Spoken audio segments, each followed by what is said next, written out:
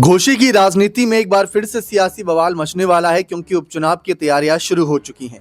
भले ही सभी पार्टियां इस समय चुप्पी साधे बैठी हैं, लेकिन बंद कमरे में रणनीतियां बनाई जा रही हैं कि हम किसको प्रत्याशी बनाएं जिसकी वजह से हमारी यहां जीत सुनिश्चित हो सके। 2027 के चुनाव से पहले और पंचायत चुनाव के बीच में होने वाले इस चुनाव को लेकर चर्चा इस बात की भी है कि यहां पर से जो जीतेगा वो अच्छे कॉन्फिडेंस के साथ 2027 के चुनावी रण में उतरेगा, ये कहते हुए कि हमने वहां पर इनको हराया तो यहां पर भी इनको हराएंगे, क्योंकि इनके खिलाफ विरोधी लहर बनी हुई है।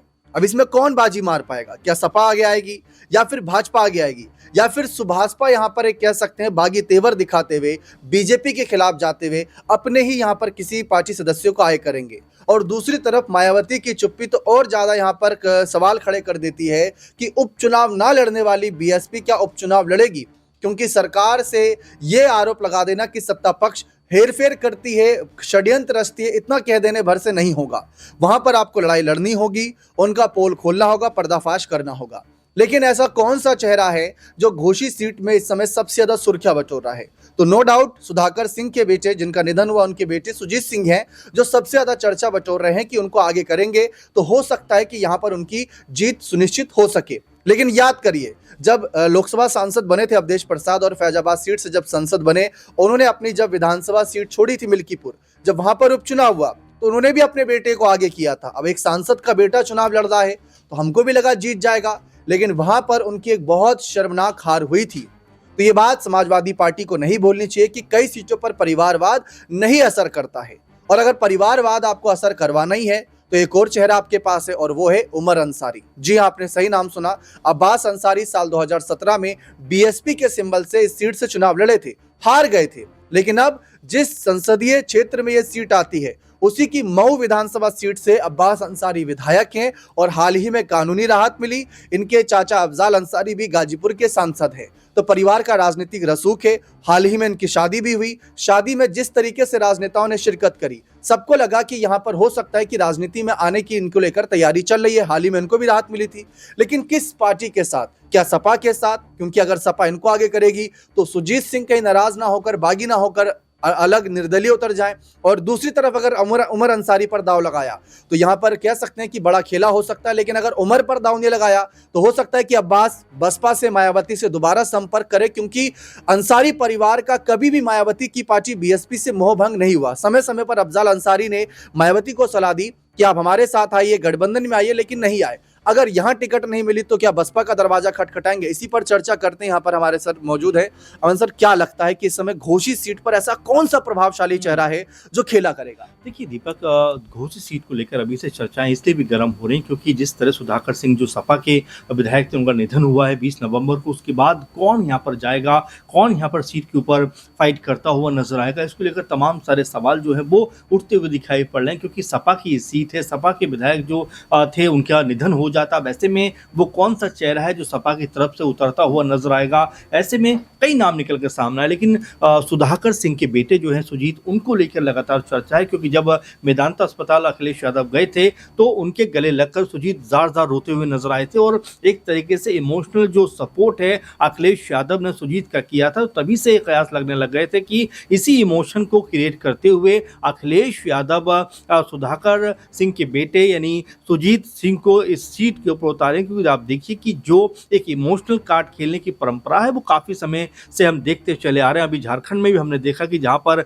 जेएमएम की तरफ से घाटशिला सीट के ऊपर जिस तरह से रामदास सोरेन के बेटे जिनका निधन हो गया, उनको, सोमेश सोरेन को यहाँ पर जो टिकट दिया गया, और वही इमोशन के सहारे उन्होंने अपने पिता से भी बड़ी जीत दर्ज कर दी। तो ऐसे में हो सकता है सपा की तरफ से लगभग सुजीत सिंह का नाम आप फाइनल मान कर चले। लेकिन जिस तरह से आपने कहा कि बसपा क्या यहाँ पर कोई बड़ी कह सकते हैं लड़ाई लड़ती हुई नजर आएगी, क्योंकि बसपा अपने आप को री इस्टेब्लिश करने का प्रयास लगातार कर रही है। कभी नोएडा की रैली होती है, कभी लखनऊ की रैली होती है, कभी तमाम जगह कार्यकर्ता जो है वो पार्टी के अंदर दोबारा जान फूंकने का प्रयास करते हुए नजर आते हैं। तो ऐसे में अगर कह सकते हैं कि घोषी सीट से बसपा भी उतरी तो कौन वो चेहरा होगा, कौन सा वो नाम होगा? अतुल राय का नाम पहले भी निकल के सामने आ रहा था, लेकिन जिस तरह से आपने अंसारी परिवार का जिक्र किया तो कोई इसमें बड़ी और हैरानी की बात नहीं होगी कि अगर उमर अंसारी, चूंकि अभी जिस तरह से पूरा अंसारी परिवार चर्चाओं में था, अब्बास अंसारी के ऊपर जिस तरह से तमाम सारे एलिगेशन लगाए गए, उनकी विधायकी छीनने का प्रयास किया गया, लेकिन कोर्ट ने उनको राहत दी। तो ऐसे में क्या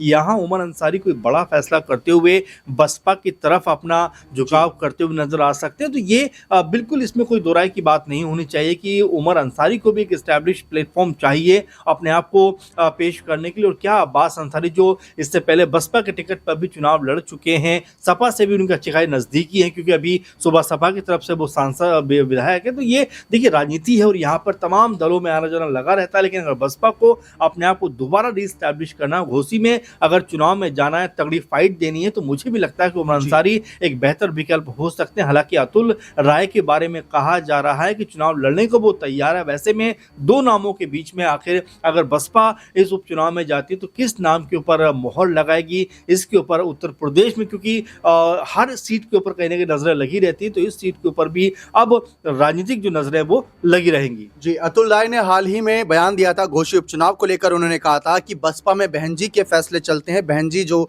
आखिरी फैसला लेंगी उसके आधार पर ही हम आगे की रणनीति बनाएंगे।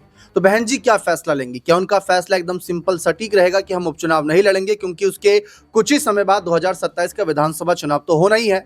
लेकिन जैसा कि मैंने कहा, यहाँ जो जीतेगा वो 2027 के चुनावी रण में एक अच्छे कॉन्फिडेंस के साथ जाएगा और यहीं से एक सुगबुगाहट शुरू हो जाएगी कि ये पार्टी आगे कि ये पार्टी आगे।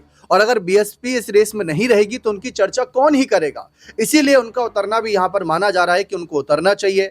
अब वो उमर को उतारें या अतुल राय को उतारें या किसी और को उतारें, वो बात की बात है। लेकिन फिलहाल यही चर्चा चल रही है कि समाजवादी पार्टी से सुधाकर सिंह, जिनका आकस्मिक निधन हुआ, ऐसा नहीं कि उम्रदराज नेता थे, बीमारियां थी, अचानक से निधन हुआ, तो उनके परिवार में से किसी एक को टिकट देकर एक दाव चला जा सकता है। क्योंकि हमने देखा था कि पहले दारा सिंह चौहान को समाजवादी पार्टी ने उतारा, वो जीते, फिर सुधाकर सिंह को टिकट दिया जो 2012 में सीट से विधायक थे, वो दोबारा जीत गए। ओपी राजभर की एक तरीके से करारी हार मानी इसलिए गई थी क्योंकि ओपी राजभर ने दारा सिंह चौहान के लिए बीजेपी के तरफ से समर्थन में माहौल बनाया था, क्योंकि उनको मंत्री पद चाहिए था उस समय। और दारा सिंह चौहान को लेकर भी ये चर्चा थी कि अगर ये जीत जाते हैं तो कैबिनेट में जरूर जगह मिलेगी। हार गए, इसके बावजूद भी उन्हें योगी जी ने पहले एमएलसी बनाया, फिर मंत्री बनाया और ओपी राजभर को भी मंत्री बनाया। तो दारा सिंह चौहान के कद का अंदाजा इसी बात से लग जाता है, तो वहां से भी बड़े बड़े चेहरे आएंगे।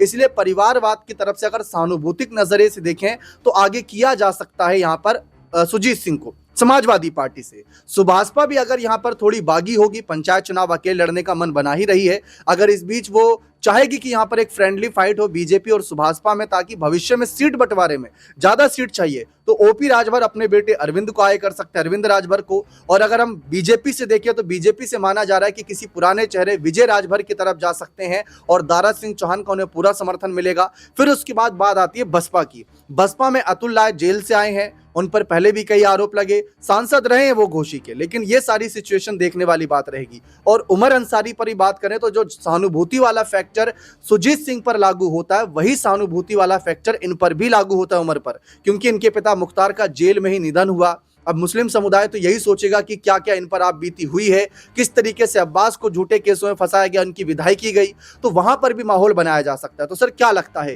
कि जो चारों पार्टियों का जिक्र किया, क्या यही माहौल देखने को मिलेगा या फिर सुभाषपा बीजेपी साथ देखने को मिलेगी, बीएसपी देखने को नहीं मिलेगी और सपा सुजीत ही देखने को मिलेंगे? देखिए अभी बहुत सारा इसमें कह सकते हैं समय है और गुंजाइश है, क्योंकि यहाँ पर अभी इस पर सिर्फ हलचल शुरू हुई है, इस पर सिर्फ चर्चा शुरू हुई है। अब ऐसे में जो नाम निकल कर सामने आ रहा है पार्टी के लेवल पर देखा जाए तो क्या उन्हीं नामों पे अंतिम मोहर लगेगी? क्योंकि अभी सिर्फ हर कुछ जो है वो कयासबाजियों में है कि भाई ये लड़ेंगे ये लड़ेंगे ये लड़ेंगे, लेकिन जैसे जैसे समय बीतेगा, 1-2 महीने बीतेंगे, उसके बाद कुछ नाम जो है वो यहाँ पर एस्टैब्लिश होते हुए दिखाई पड़ेंगे। क्योंकि अभी लगभग 1 महीना हुआ है इस सीट को खाली हुए और 6 महीने के अंदर चुनाव कराना होता है। तो हो सकता है बंगाल चुनाव के साथ में ही उस सीट के ऊपर भी उपचुनाव हो जाए, लेकिन उससे पहले जो नाम निकल कर सामने आ रहे, क्योंकि उमर अंसारी के नाम पर चर्चा हो रही है, अतुल राय के नाम पर चर्चा हो रही है और साथ में एक और नाम भी अगर आप देखेंगे अरविंद राजभर, उनके नाम पर भी लगातार एक माहौल बनता हुआ दिखाई पड़ रहा है। क्योंकि ओपी राजभर किसी भी कीमत पर अपने बेटे का जो पॉलिटिकल भविष्य है उसको बेहतर करना चाहते होंगे। तो ये घोसी सीट को अगर आप देखेंगे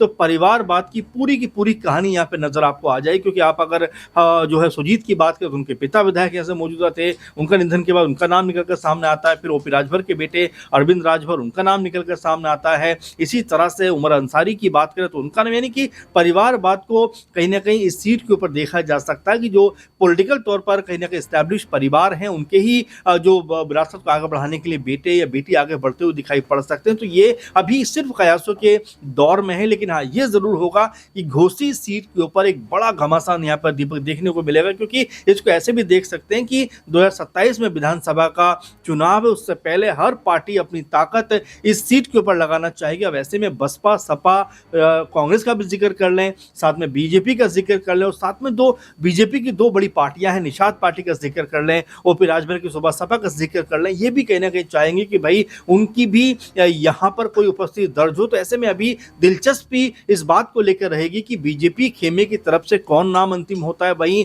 सपा की तरफ से तो लगभग ऐसा लग रहा है कि सुजीत के नाम पे मोहर लग रही है। वहीं बसपा का जिक्र आपने कर दिया, तो क्या उमर अंसारी वो चेहरा हो सकते हैं या अतुल राय वो चेहरा हो सकते हैं जिसके ऊपर बसपा अपना अंतिम जो कह सकते हैं मोहर लगाना चाहेगी। तो अभी बहुत राजनीति बाकी है, लेकिन हाँ ये जरूर मान कर चलिए घोसी इस समय सबसे ज्यादा बड़ी हॉट सीट मानी जा सकती है, क्योंकि चुनावों का सेमीफाइनल कहीं ना कहीं इस सीट के जरिए तय होता हुआ दिखाई पड़ेगा। अतुल राय को लेकर चर्चा ये भी थी कि अगर बसपा उन्हें टिकट नहीं देगी तो हो सकता है कि वे निर्दलीय भी जा सकते हैं। फिलहाल क्या होगा ये देखना सब कुछ भविष्य पर ही निर्भर करता है। बने रहे चैनल के साथ, बहुत बहुत शुक्रिया।